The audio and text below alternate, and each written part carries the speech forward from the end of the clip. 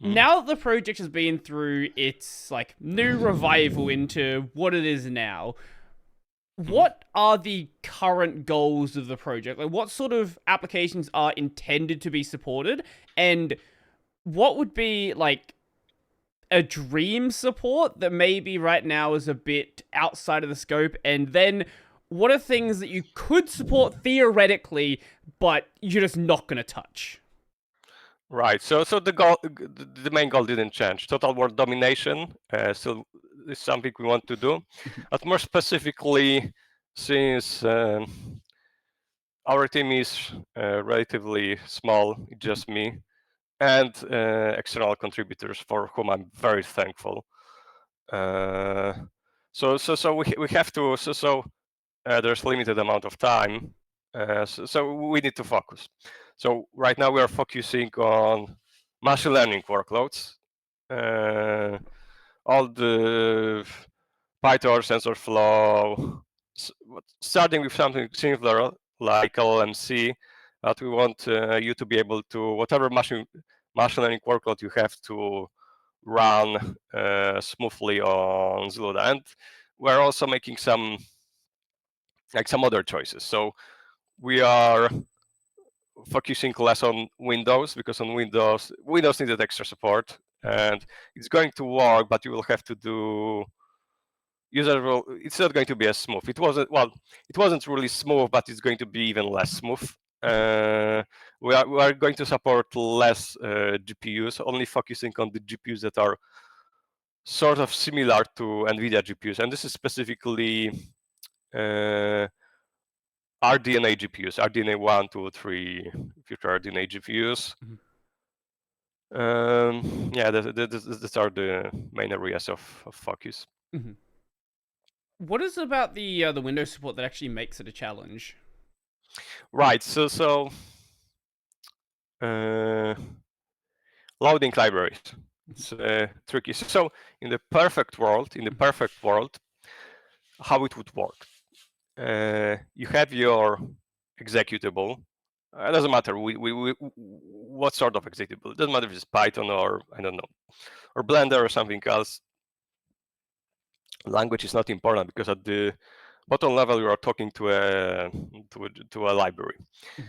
You have you launch your exe through some kind of Zluda launcher, and every time you load a library, we check is it a CUDA library. If it's a CUDA library, we replace it with Zluda library. So it's all transparent and efficient.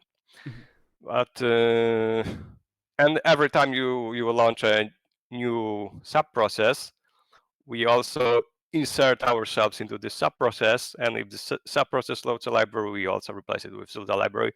It's turns out it's not really possible. So what Zluda launcher settled on is and why it's not possible. Firstly, surprisingly creative ways you can load CUDA into the process. So some applications will have the main exe will have dependency on the NVCUDA DLL, and no, we can replace it. It's fine. But some other applications, and it's relatively think of things like Python. Python actually doesn't have dependency on NVCUDA DLL. Just some Python script is going to load NVCUDA DLL using dynamic loading APIs, load library.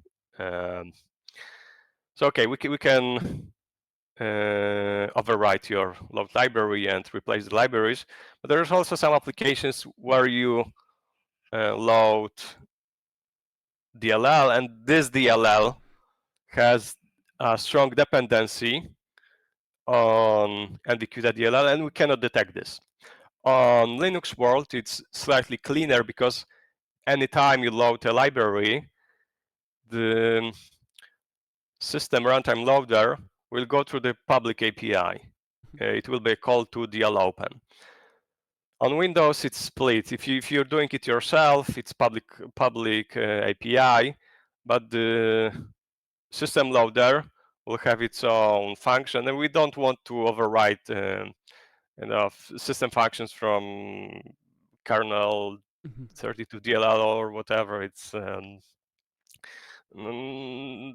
not a robust way. So what we settled on, you run your application under Zluda loader. Zluda loader will inject our own NVCUDA. You want it or not, you are getting it, which is already not nice, but presumably you want this. And then if you are explicitly loading library, then we explicitly replace it. If you are explicitly loading NVCUDA, we're overriding it to explicitly load our own NVCUDA. Just this part of implicitly loading Zluda into every process, whether it's necessary or not, it's sort of not nice, but it's most robust way. And you need to have this support for every DLL, and those DLLs, there's some degree of complications, because also you have sort of two kinds of DLLs on Windows when it comes to CUDA. You have loader DLL, which lives in Windows System 32, and you have real library, which lives in one of those driver paths. On Linux, it's simpler.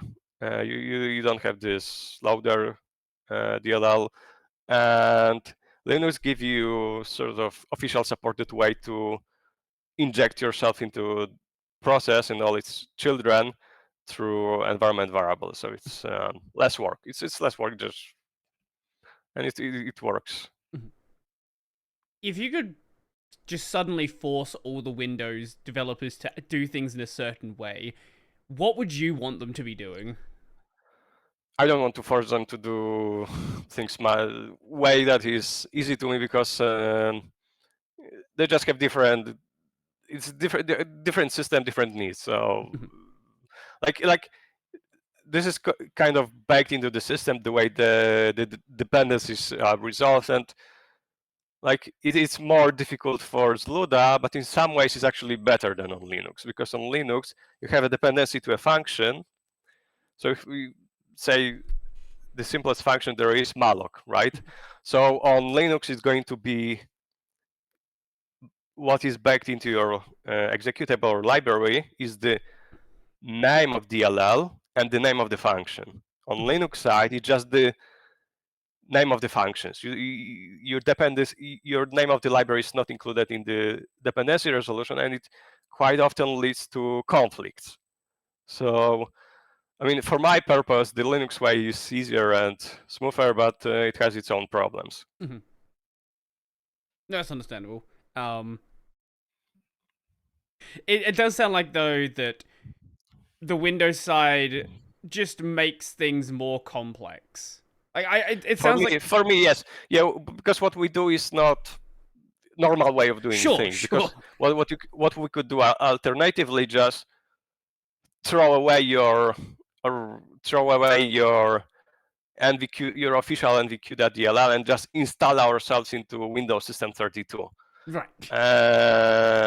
But I don't want to do this because it can crash some applications. Maybe we don't support something, and even if you don't have an NVIDIA GPU, it's going to be more robust if you use official library, because there's some hidden APIs, there's dark API. We might come to this in our discussion, but if it's not supported on our side, your application is likely to crash, and it's going to happen with games.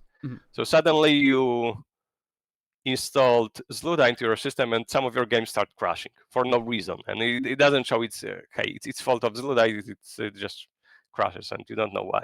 We don't want to do this. We want you to launch your application with Zluda launcher, so if it crashes, you know it's Zluda. It's not something else.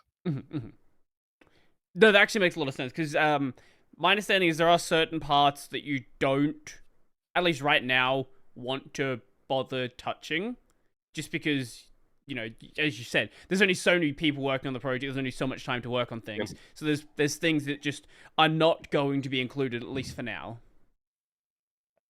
Yes. That's and if you look at the NVIDIA API, not NVIDIA. If you look at the CUDA API, it's huge. It's gigantic, and it's 80-20 thing. If you look at applications, they're going to look. So they're going to use certain functionality much more than any other functionality. So pretty much every application is going. We will want to allocate memory on a GPU. Every application will want to launch kernel. Not every applications will have multi-GPU support. Not every applications will want to do runtime linking of kernels and some other niche functionality. So generally, how we approach things in Zluda, we look at so we don't track CUDA version and add APIs added in a CUDA version. We look at applications, and if application uses certain APIs, then we implement those APIs. And next applications, what API does it use? We implement those APIs. So sometimes I get a question, which version of CUDA is implemented in Zluda? I don't know. It's whatever applications are using. It's a mix. We do run applications to work. We don't care about some some artificial standard that doesn't exist. Right. Actually, that's I think a really sensible way to approach it, because you could approach it as, I don't know how CUDA versioning works. Let's just say version 1. Like, start at version 1, get a complete perfect implementation, but then nothing else, like no modern applications are supported, because all you're supporting is like that basic core functionality, and you're going to take a really long time to get to the point where things are actually working with real world like software. Yeah. We care about applications. We want your stuff to work. That's the goal, whatever it takes.